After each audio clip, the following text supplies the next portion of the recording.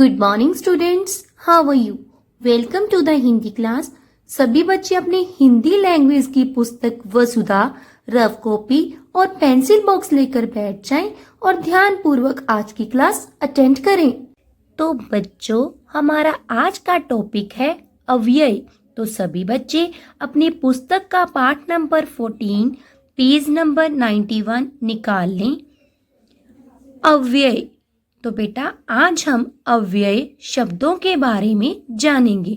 अव्यय यानी अविकारी शब्द, यानी कि जिनमें कोई परिवर्तन नहीं होता है। तो बेटा, इसका विस्तृत अध्ययन करने से पहले आइए हम कुछ उदाहरणों द्वारा इसे समझने का प्रयास करते हैं। नंबर 1, बूढ़ा आदमी धीरे धीरे चलता है। नंबर 2, बूढ़ी औरत धीरे धीरे चलती है।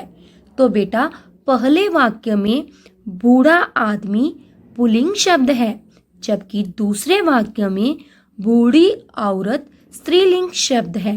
तो बेटा, इन दोनों वाक्यों में लिंग परिवर्तन के साथ साथ इनकी क्रियाओं चलता है, चलती है में भी परिवर्तन यानी बदलाव आया है, लेकिन धीरे धीरे शब्द में कोई भी बदलाव यानी परिवर्तन नहीं आया है।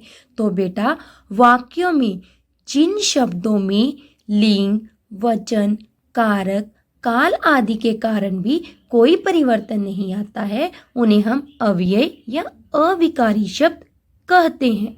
अगली उदाहरण देखिए। लड़का पेड़ के पीछे खड़ा है। नंबर 2, लड़के पेड़ के पीछे खड़े हैं। तो बेटा, पहले वाक्य में लड़का एक वचन शब्द है, जबकि दूसरे वाक्य में लड़के बहुवचन शब्द हैं। तो बेटा, इन दोनों वाक्यों में वचन परिवर्तन के साथ साथ इनकी क्रियाओं खड़ा है, खड़े हैं में भी परिवर्तन आया है, लेकिन पीछे शब्द में कोई भी परिवर्तन नहीं आया है। तो बेटा, वाक्य में जिन शब्दों में लिंग, वचन, कारक, काल आदि के कारण भी कोई परिवर्तन यानी बदलाव नहीं आता है, तो उन शब्दों को अव्यय कहते हैं।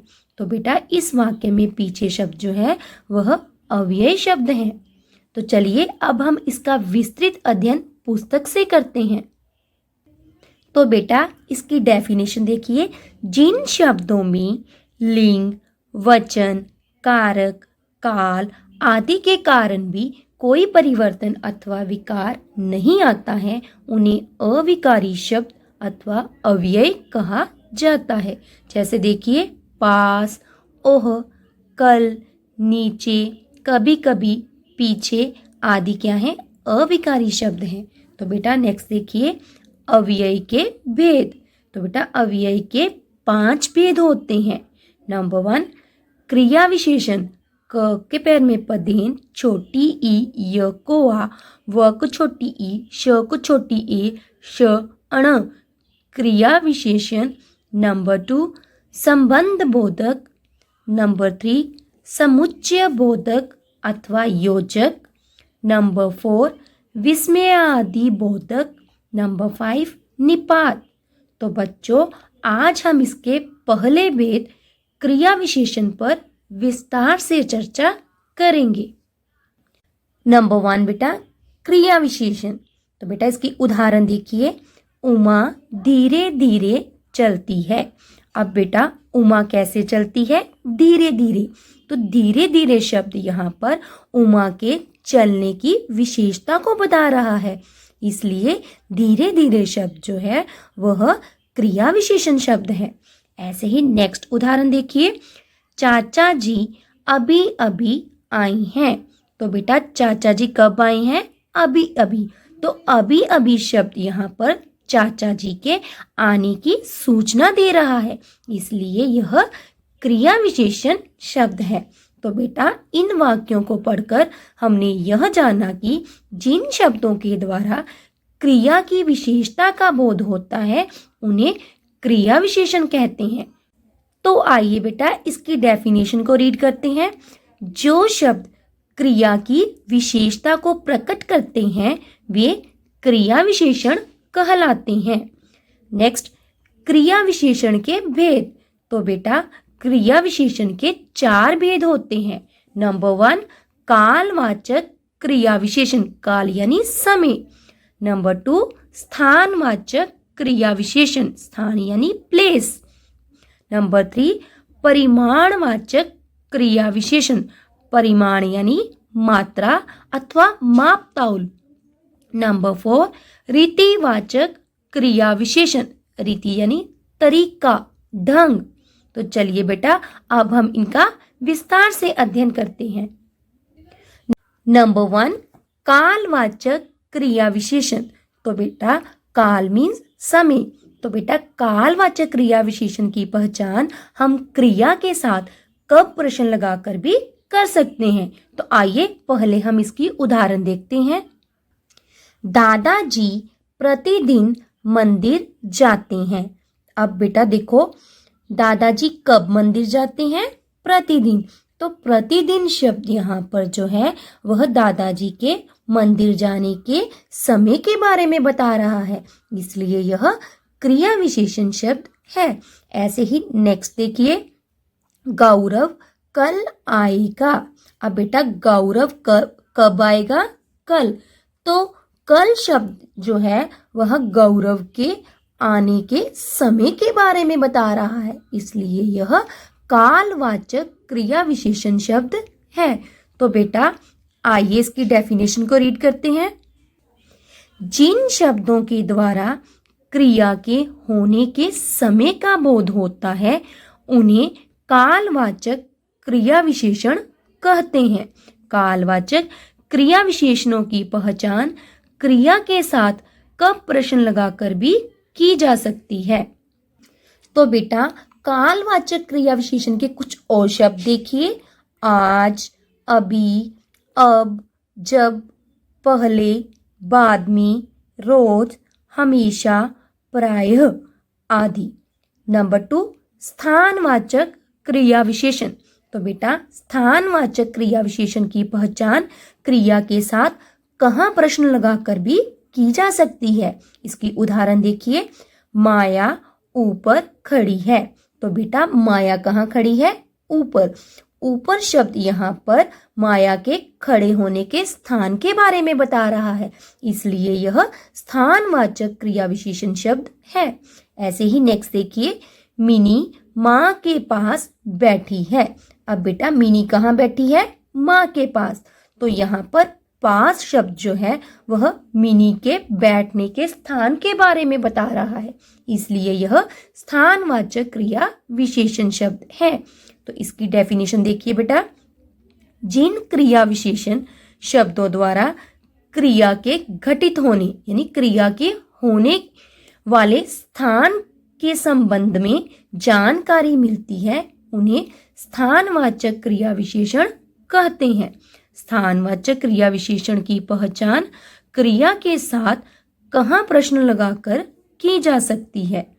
नेक्स्ट देखिए बेटा, स्थानवाचक क्रिया विशेषण के कुछ और शब्द, जैसे देखिए आगे, पीछे, यहाँ, वहाँ, अंदर, बाहर आदि। नेक्स्ट बेटा नंबर 3, परिमाणवाचक क्रिया विशेषण। तो बेटा परिमाणवाचक क्रिया विशेषण की पहचान क्रिया के साथ कितना प्रश्न लगाकर भी की जा सकती है। जैसे इसकी उदाहरण देखिए, इस बार कम फसल हुई है। तो बेटा इस बार कितनी फसल हुई है? कम। तो कम शब्द यहाँ पर फसल की मात्रा के बारे में बता रहा है, इसलिए यह परिमाणवाचक क्रिया विशेषण शब्द है। ऐसे ही नेक्स्ट देखिए, थोड़ा काम भी कर लो। अब कितना काम कर लो? थोड़ा। तो थोड़ा शब्द यहाँ पर काम की मात्रा के बारे में बता रहा है, इसलिए यह परिमाणवाचक क्रिया विशेषण शब्द है। तो बेटा इसकी डेफिनेशन देखिए, जिन क्रिया विशेषण शब्दों द्वारा क्रिया की मात्रा अथवा परिमाण संबंधी विशेषता की जानकारी मिलती है वे परिमाणवाचक क्रिया विशेषण कहलाते हैं। परिमाणवाचक क्रिया विशेषणों की पहचान क्रिया के साथ कितना प्रश्न लगाकर ज्ञात की जा सकती है। तो बेटा परिमाणवाचक क्रिया विशेषण के कुछ और शब्द देखिए। पर्याप्त प यकुआ ऊपर रेफ आधा प त, पर्याप्त, अधिक, बहुत, केवल, लगभग आदि। नंबर 4 रीतिवाचक क्रिया विशेषण। तो बेटा रीतिवाचक क्रिया विशेषण की पहचान हम क्रिया के साथ कैसे प्रश्न लगाकर भी कर सकते हैं। उदाहरण देखिए, मोनिका जोर जोर से हंसती है। तो बेटा मोनिका कैसे हंसती है? जोर जोर से। तो जोर जोर से शब्द जो है वो मोनिका के हंसने के ढंग के बारे में बता रहा है, इसलिए यह रीतिवाचक क्रिया विशेषण शब्द है। ऐसे ही नेक्स्ट, गाड़ी अचानक रुक गई। अब बेटा गाड़ी कैसे रुक गई? अचानक। तो अचानक शब्द यहाँ पर गाड़ी के रुकने के ढंग के बारे में बता रहा है, इसलिए यह रीतिवाचक क्रिया विशेषण शब्द है। तो आइए बेटा इसकी डेफिनेशन को रीड करते हैं। जो क्रिया विशेषण शब्द क्रिया की रीति अर्थात तरीके की विशेषता का बोध कराते हैं उन्हें रीतिवाचक क्रिया विशेषण कहते हैं। रीतिवाचक क्रिया विशेषणों की पहचान क्रिया के साथ कैसे प्रश्न लगाकर की जा सकती है। तो चलिए बेटा चलते हैं पेज नंबर 93 पर। तो बेटा रीतिवाचक क्रिया विशेषण के कुछ और शब्द देखिए।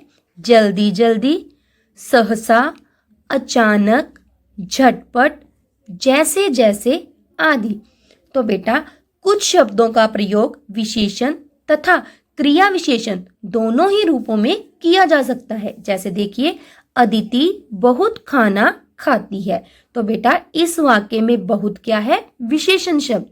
ऐसे ही नेक्स्ट वाक्य देखिए, अदिति बहुत खाती है। तो बेटा इस वाक्य में बहुत क्या है? क्रिया विशेषण शब्द है। तो बेटा आज हमने अव्यय के मीनिंग और इनके भेदों के बारे में जाना और इसके पहले भेद क्रिया विशेषण को हमने विस्तार से डिस्कस किया है। तो आपने इस टॉपिक को दोबारा से रिवाइज करना है। अगले सेशन में फिर मिलेंगे। Till then good bye.